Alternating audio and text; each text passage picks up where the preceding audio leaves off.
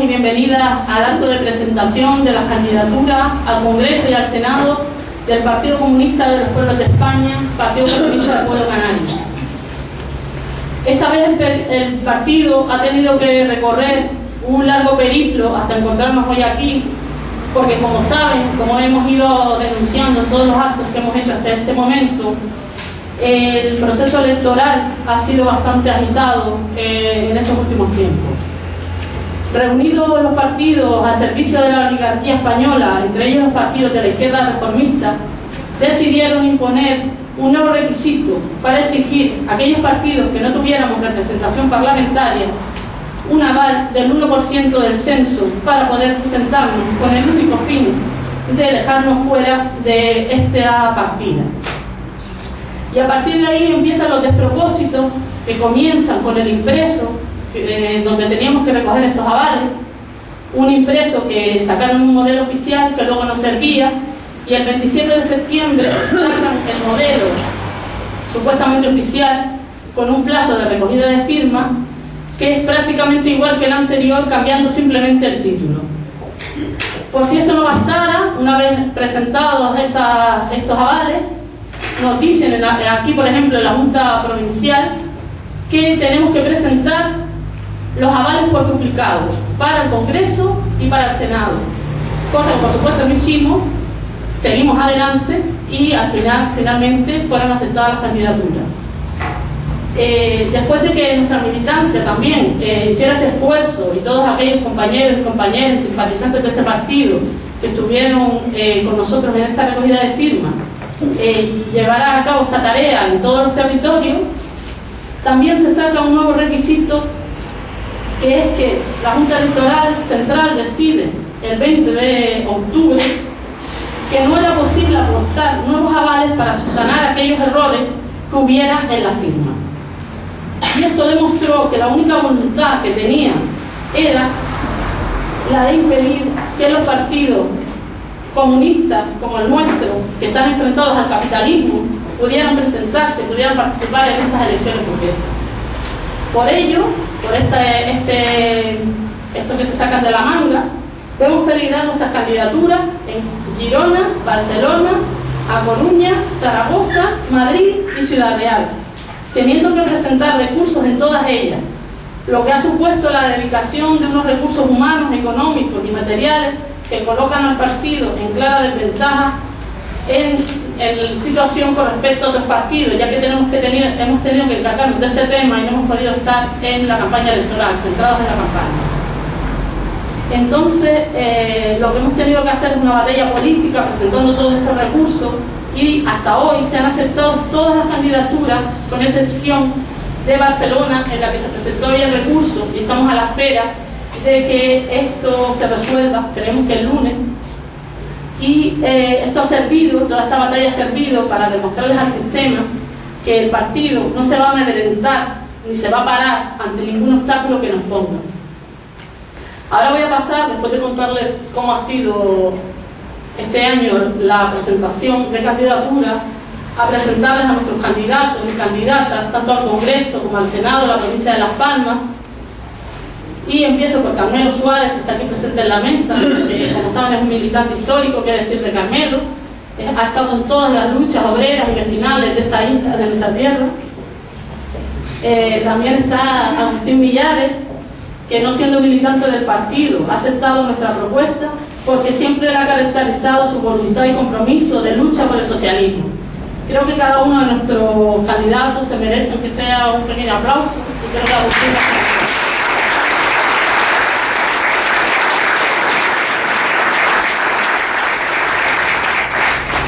también es candidata Paqui Sánchez, responsable política del Comité Insular, que llegará ahora del trabajo, que siempre ha estado en la lucha medioambiental de esta isla desde posiciones de combate revolucionario. También está en nuestra lista Marga González, que es una camarada de Fuerteventura, enseñante, que siempre ha jugado un papel en las luchas majoreras por la desmilitarización de su isla y el trabajo sindical en la defensa de la enseñanza pública, que también, creo usted, se merece.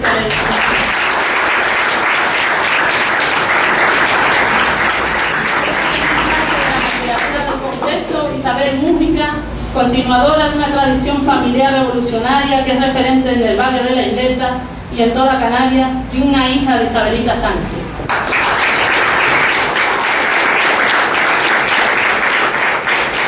También Pepe del Toro, que está por aquí, vamos a pedirle que se ponga de pie.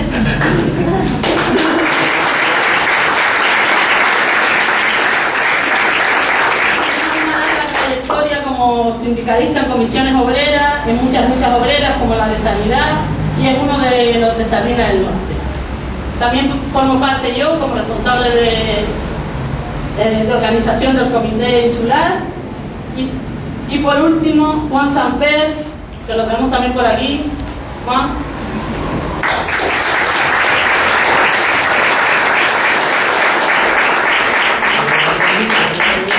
Que tiene una larga trayectoria como sindicalista y con un reconocido prestigio en el movimiento vecinal por su lucha y sus logros en el barrio de Tres Palmas. Su foto de la detención cuando la guerra del agua es parte de nuestra iconografía revolucionaria. Entre los suplentes se encuentran Luisa de la Torre, que es militante del partido, Benjamín y Miguel Ángel Carrera, los tres militantes del partido, gente que está haciendo crecer nuestro partido día a día. Para el Senado de Gran Canaria contamos con Juan Rafael Lorenzo,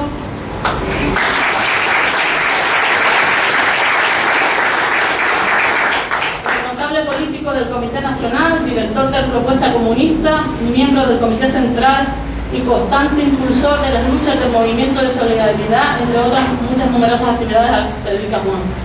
Y luego tenemos a María Jesús Betancor, que no ha podido estar hoy con nosotros, que también como Samper tiene una larga trayectoria en el movimiento vecinal de Tres Palmas y pertenece al grupo de mujeres que en plena dictadura anterior fueron capaces de protagonizar ejemplares acciones de la lucha en condiciones difíciles. Nuestra María Jesús, tan conocida que alguien pensó que ni falta hacía ponerle el apellido en el cartel.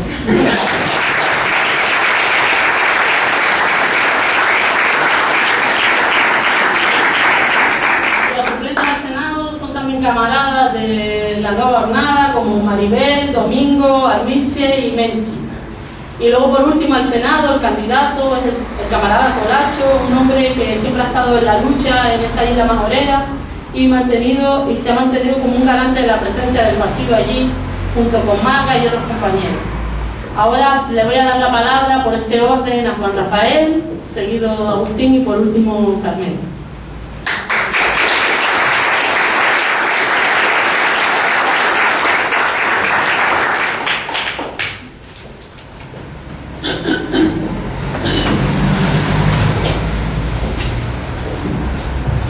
Buenas noches.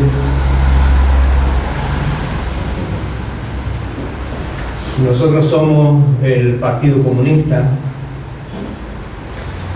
y como Partido Comunista nuestra tarea, nuestro deber, nuestra lucha es la de anunciar, luchar desde hoy por una sociedad alternativa al capitalismo. Esa es la definición del Partido Comunista, ¿no? Cada cosa que hagamos hoy tiene que estar conectada, tiene que estar llamando a luchar y a conseguir esa nueva sociedad, la sociedad de la solidaridad humana, la sociedad socialista revolucionaria.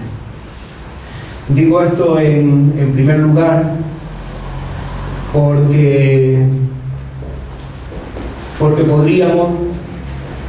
caer en la tentación de quedarnos en nuestro discurso, en nuestra acción política, en la lucha por los objetivos inmediatos, en la lucha por la mejora de las condiciones de vida y de trabajo dentro de este sistema de explotación y opresión que es el capitalismo. Y llevados por esa necesidad de lo inmediato, esa necesidad de organizar al pueblo para responder en el día a día a las agresiones que recibe llevados por esa urgencia, podríamos olvidarnos, algunas veces lo hemos hecho, olvidarnos de que somos el Partido Comunista, de que por tanto nuestra razón de ser es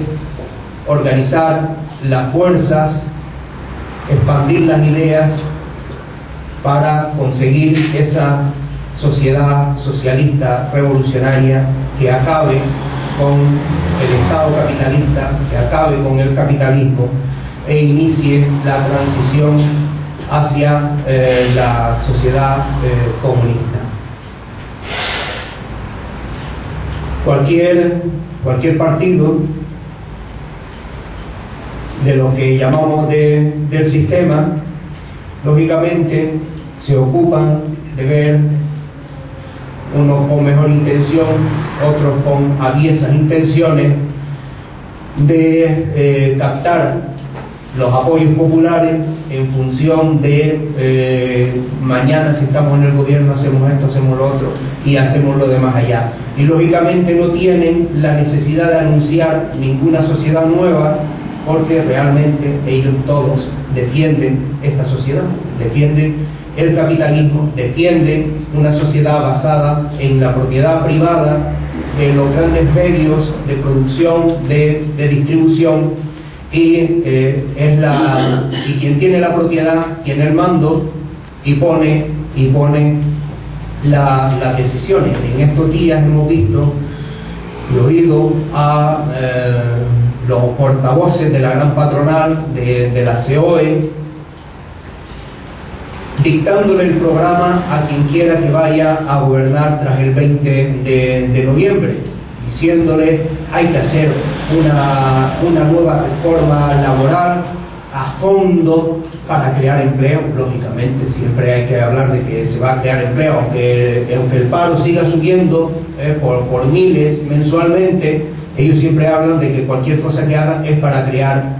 empleo, para que el pueblo viva mejor. Pero realmente le están dictando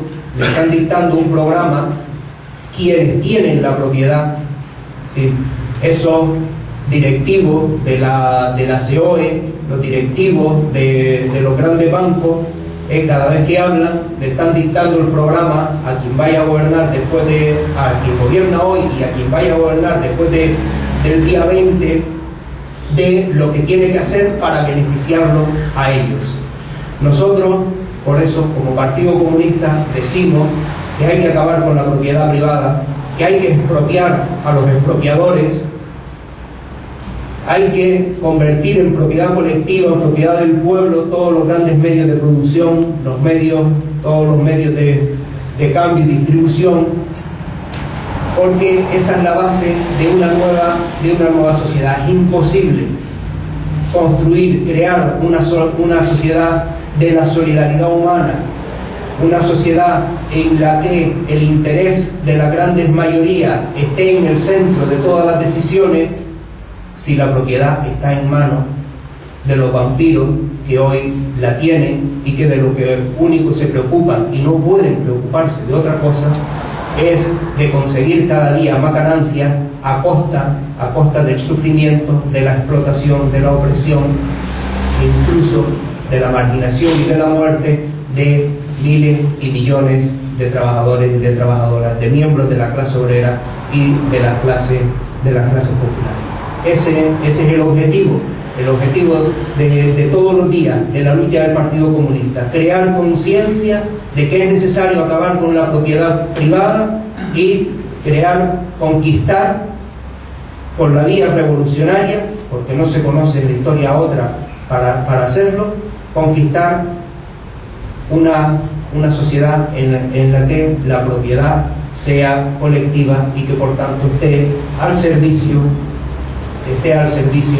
de toda la sociedad, esté al servicio de quienes con el trabajo crean cada día la riqueza en la sociedad árabe. Y dicha esta primera declaración de principio, y pasando ya a la parte que me toca como candidato al Senado, pues decir unas palabras sobre esa institución que hoy es un instrumento perfectamente diseñado en la transición para convertirlo en un garante de los intereses de los sectores más reaccionarios de la sociedad española, por tanto en un garante de los intereses de esos empresarios que cada vez que hablan le dictan el programa a quien gobierna, y que ese papel se articula a través de una ley electoral por la que se hace una distribución de la representación senatorial de cada provincia, de cada territorio, de una manera absolutamente arbitraria, vamos dándole la misma representación a provincias que tienen una población sustancialmente diferente. Por ejemplo, toda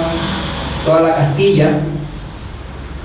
que antes se llamaba Castilla la Vieja, ahora Castilla-León, que en general son provincias no muy pobladas por la extensión territorial que tienen. En todas ellas se eligen cuatro senadores. En Gran Canaria se eligen 3, y en muchos casos Gran Canaria tiene el doble o casi el doble de población que esa Castilla, como decía aquellos poemas de Machado, que hoy necesariamente tengan que representar fielmente esa realidad, ¿no? Que decía esa Castilla miserable envuelta en sus harapos, desprecia cuanto ignora, esa Castilla de derecha, conservadora, caciquil, de una población oprimida por ese sistema de control de los capitostes tipo José María Aznar. Esa Castilla por ejemplo, está sobre representada en el Senado, y por eso en el Senado, mientras en el Congreso se da un cierto juego en la representación sin que llegue a ser proporcional, en el Senado difícilmente, casi siempre las fuerzas más de derecha, más reaccionarias, están sobre representadas, porque así ha sido estructurada la ley, así está estructurado en la ley orgánica del régimen electoral, otorgando una sobrerepresentación a territorios tradicionalmente muy conservadores, muy de derecha, y con el caso, por ejemplo, este ejemplo que les pongo. Nosotros, el Partido Comunista, entiende que el Senado tiene que ser una cámara de representación, de representación territorial, una cámara en la que el carácter plurinacional del Estado español quede representado y tenga una representación en la que se refleje ese principio de una unión libre e igual de los distintos pueblos que constituyen el Estado español. Por tanto, abogamos por una transformación de ese Senado, una transformación que entendemos solamente la va a provocar un cambio revolucionario en el Estado, porque, por ejemplo que les ponía antes, quienes hoy detentan el poder y lo gestionan, no tienen ningún interés en una reforma de ese tipo, porque necesitan un Estado que sea garante de ese sistema de explotación y opresión, de la misma manera que necesitan una monarquía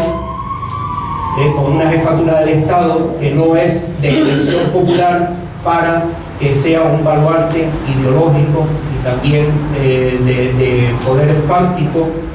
frente a las luchas por la transformación de la sociedad. Nosotros abogamos por esa Cámara, una Cámara de representación territorial que se fundamente en ese principio de unión de pueblos libres e iguales. Y sobre ese principio basamos todo nuestro planteamiento en relación con nuestras políticas para el ámbito del Senado, entendiendo que hoy es una Cámara inválida como Cámara de representación territorial, porque tiene esa otra función que les explicaba al principio, y que por tanto nuestro programa y nuestro planteamiento es el de luchar por convertir el Senado como parte de toda la transformación que queremos para el Estado español en esa Cámara de unión de pueblos libres e iguales. Ese es el criterio de nuestra lucha en relación con el Senado, y en función de ello articulamos toda nuestra política. Para no alargarme más, cedo la palabra a Agustín Millares, segundo candidato al Congreso por la lista del Partido Comunista del Pueblo Canario, Partido Comunista de los Pueblos de España.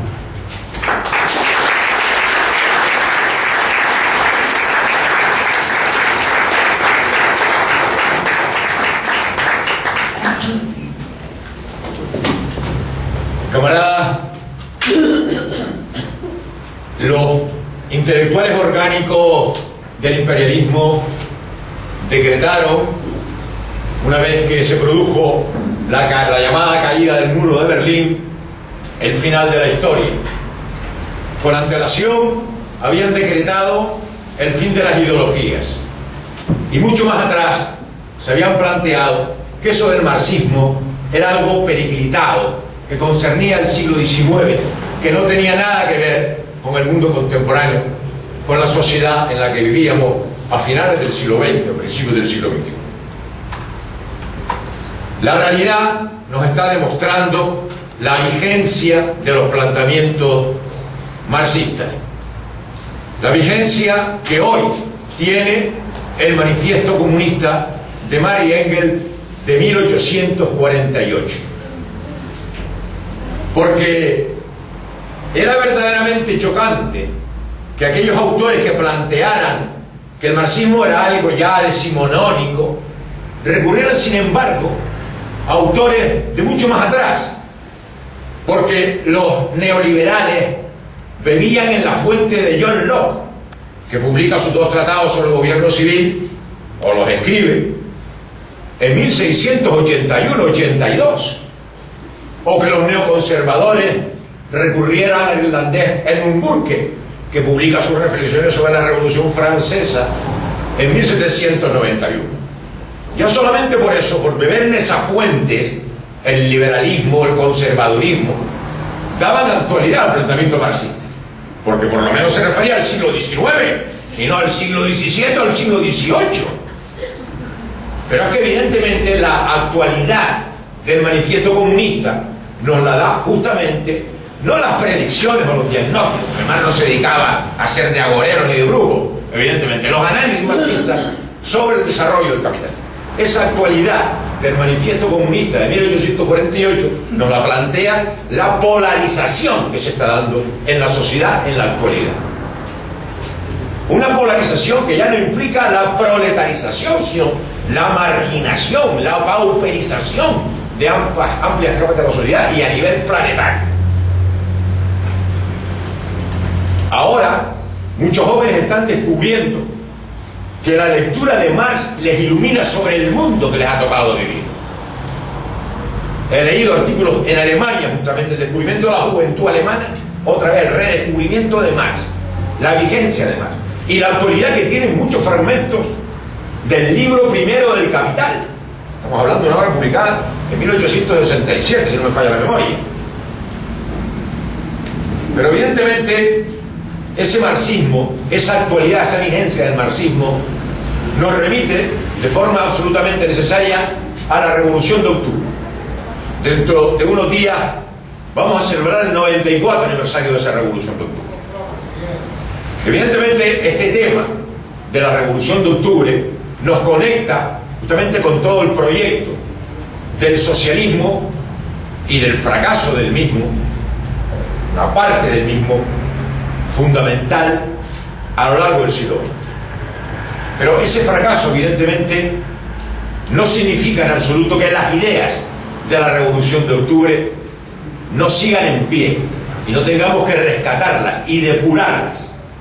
de los errores cometidos a lo largo de la historia. Este eslogan de campaña que tiene el Partido Comunista de los Pueblos de España, todo para la clase obrera, es evidentemente un trasunto de la dictadura del proletariado. Para un marxista, toda forma de Estado o de gobierno es una dictadura de clase, aunque se revista de formas democráticas. El problema a analizar es cómo se articuló la dictadura del proletariado por parte del llamado socialismo real durante el siglo XX. Es decir, la dictadura de la clase obrera no podía convertirse en la dictadura del Partido Comunista. E incluso que la dictadura del Partido Comunista se convirtiera en la dictadura del Comité Central, y de ahí a la dictadura del Comité Ejecutivo, y de ahí al puro político, y de ahí a uno. Quiero con esto decir que hay un amplio debate ideológico, debate de ideas, lucha de ideas, que emprender necesariamente en este momento,